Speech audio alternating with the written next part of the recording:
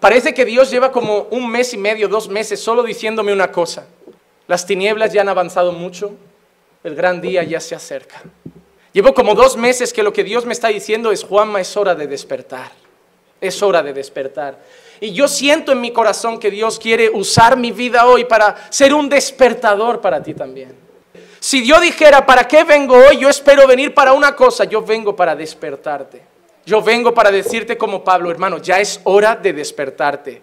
Ya es hora de seguir durmiendo en el banquito de la iglesia otro año más, sin una vida que cambia, sin una vida transformada, como si no pasara nada en tu vida, como si no hubieras conocido a Jesús. Ya es hora de despertarse.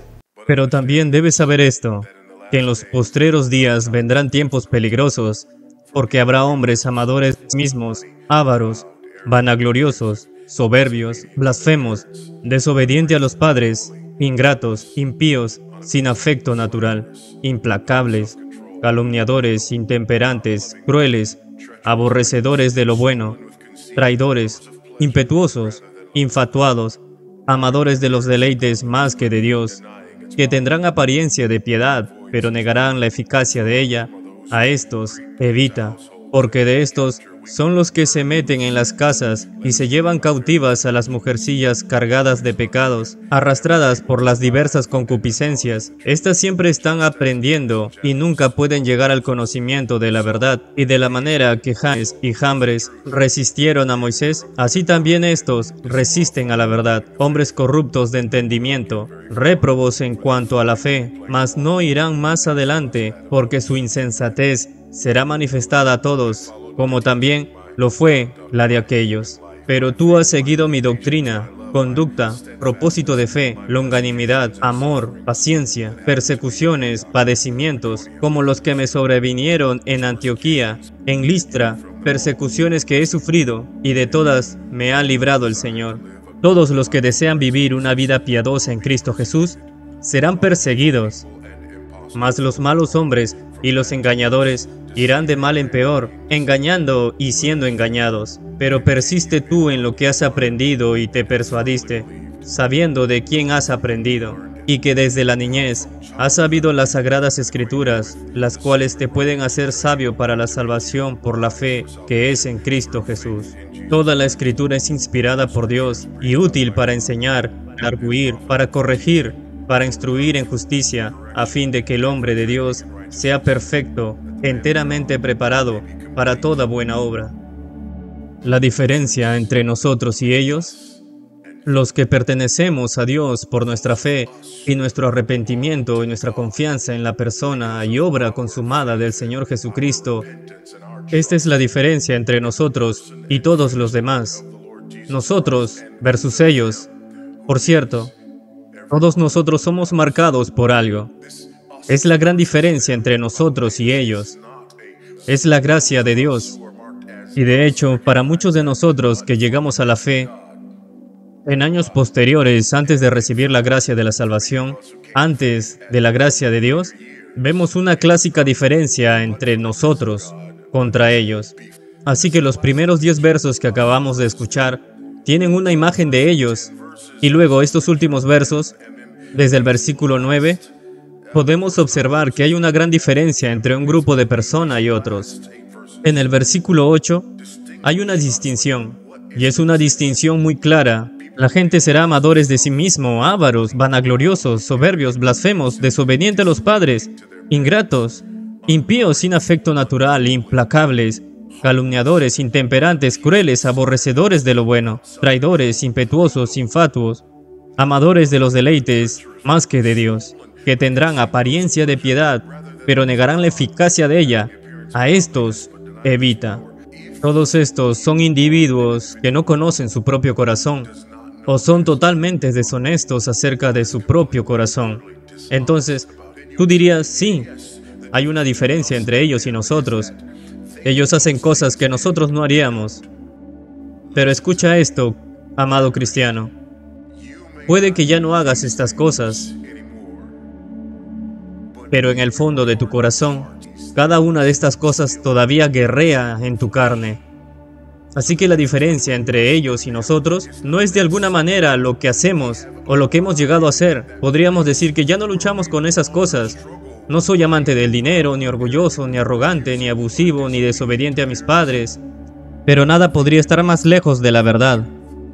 La diferencia entre ellos y nosotros no es el hecho de que ellos luchan con estas cosas y nosotros no. La diferencia entre ellos y nosotros es, ante todo, que ellos están identificados y marcados por estas cosas, mientras que por la gracia y la misericordia de Dios, nosotros ya no lo somos. Pero mira aquí, en el versículo 6, y verás otra distinción entre ellos y nosotros, porque estos son los que se meten en las casas y se llevan cautivas a las mujercillas cargadas de pecados, arrastradas por diversas concupiscencias. Así que estos son individuos que no solo practican estas cosas, sino que influyen en otros de esta manera. Versículo 7 dice que estos siempre están aprendiendo, pero nunca pueden llegar al conocimiento de la verdad. Y luego dice que de la misma manera que Janes y Jambres resistieron a Moisés, así también estos resisten a la verdad. Hombres corruptos de entendimiento, réprobos en cuanto a la fe, están descalificados respecto a la fe.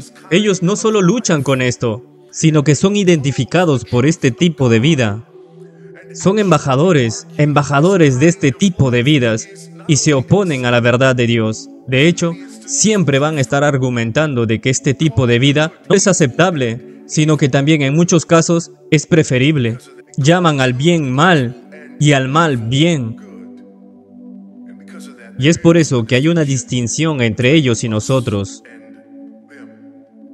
Y esta distinción es muy obvia, pero hay distinciones que no son tan obvias. De hecho, la siguiente distinción es la que tiene un cristiano genuino. Mira el versículo 10.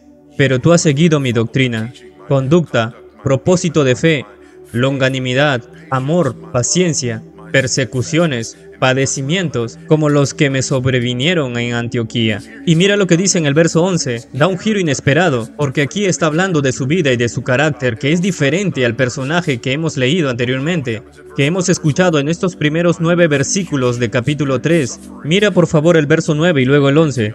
Mas no irán más delante, porque su insensatez será manifiesta a todos, como también lo fue de aquellos. Leamos el verso 11. Persecuciones, padecimientos, como los que me sobrevinieron en Antioquía, en Iconio, en Listra, persecuciones que he sufrido, y de todas estas me ha librado el Señor. Pero hay una forma interesante como Pablo dice aquí que el Señor lo rescató. Y quizás tú quieras saber un poco más de dónde se escribió esta carta, de dónde Pablo escribió esta carta. Esta carta fue escrita en una prisión antes de que Pablo fuera ejecutado. Versículo 12. De hecho, todos los que desean vivir una vida piadosa en Cristo Jesús serán perseguidos, mientras que los malvados y los impostores irán de mal en peor, engañando y siendo engañados. Esa palabra de Pablo de que está hablando de un tiempo en el que estamos, es este tiempo, esta era de pecado, esta era de lascivia, esta era donde en Francia se estudia bajar el límite de edad, para que un hombre de 50 pueda tener sexo con una niña de 12. Segunda de Timoteo 3:14. Pero persiste tú en lo que has aprendido, y te persuadiste, sabiendo a quién has aprendido, y que desde la niñez has sabido las sagradas escrituras, las cuales pueden hacerte sabio para la salvación por la fe que es en Cristo Jesús. Este es el Evangelio de Dios que encontramos en la palabra de Dios. Esa es la diferencia entre nosotros y ellos. Es la salvación. Es la salvación que es nuestra en Cristo Jesús. Esa es la diferencia. Esa es la distancia entre ellos y nosotros. Es el hecho de que somos pecadores como ellos, pero somos pecadores que han sido salvados por su gracia, porque Dios en su misericordia nos trajo el Evangelio. Y me encanta la forma en que Pablo aquí en el capítulo 3, también en el capítulo 1, le recuerda a Timoteo que ha estado escuchando esto toda su vida. Toda su vida. Tenemos la obligación y el privilegio de criar a nuestros hijos en la disciplina, la instrucción del Señor, con la esperanza de que por el poder del Evangelio puedan ser rescatados y redimidos de los primeros 9 versículos del capítulo 3. y para que ellos puedan vivir honrando a Dios. El versículo 16 y 17 es la parte más famosa de este capítulo, pero sin embargo creo que hay algo mucho más poderoso que cuando los pones en su contexto general. Versículo 16, toda la escritura es inspirada por Dios. Esta es la diferencia. Toda la escritura es exaltada por Dios, es la palabra de Dios. ¿Y por qué es la palabra de Dios? Es útil. Útil para enseñar, para redarguir, para corregir, para instruir en justicia. Y es por eso que el hombre de Dios puede estar completamente equipado, preparado para toda buena obra. Eso es lo que nos separa de ellos. No es cómo nos vestimos exteriormente, no lo que hacemos exteriormente, no lo que decimos exteriormente, sino el fruto de la palabra de Dios en nuestra vida, el fruto del Evangelio en nuestra vida, el fruto de la obra consumada de Jesucristo en nuestras vidas. Cristo murió por nuestros pecados una vez, el justo por los injustos, y esto es para llevarnos de nuevo a Dios. Cristo en su obediencia guardó toda la ley y la guardó perfectamente para imputarnos su justicia, de tal manera que cuando venimos a Él por fe, Dios el Padre nos ve como completamente justos porque nos ve en Cristo. Y luego en su obediencia pasiva, nuestra pecaminosidad le es imputada a Él. Y Él muere en la cruz, como nuestro sacrificio expiatorio, sustitutivo, pagando en su cuerpo la pena que debíamos, porque nuestros pecados le fue imputado a Él. Y porque su justicia nos es imputada a nosotros, estamos ante Dios perdonados, y santos, y justos, y esa es la diferencia entre ellos y nosotros. Es la única diferencia entre nosotros y ellos. Ahora escucha algo más. Es una diferencia suficiente entre ellos y nosotros. No solo se trata de nuestro comportamiento y nuestra apariencia, aunque alabado sea Dios, porque por su gracia caminamos en santidad y justicia. Más y más, cada día, a medida que somos conformados a la imagen de Cristo. El hecho de que pertenecemos a la familia de Dios, que hemos sido justificados y adoptados, y estamos siendo santificados, y un día seremos glorificados.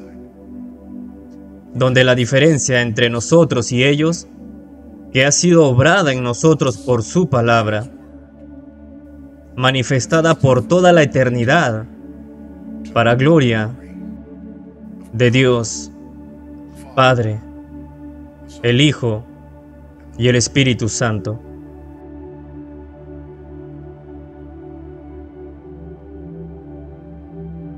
Si estás aquí hoy y creyeras que el cristianismo se trata de que tienes que trabajar duro para no parecerte a la primera mitad de este capítulo, para que en tu propio poder, en tu propia bondad puedas identificarte con la segunda mitad de este capítulo, entonces podría animarte a mirar de nuevo, a pensar de nuevo, a dejar de confiar en ti mismo y en su lugar arrojarte a la misericordia de Dios, el Dios que redime a los pecadores a través de la persona y la obra de Jesucristo, y solo a través de la persona y obra de Jesucristo, que es tu única esperanza.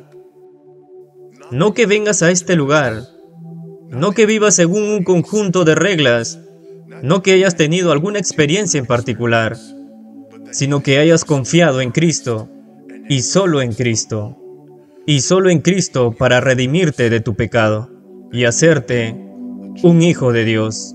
Corre a Cristo.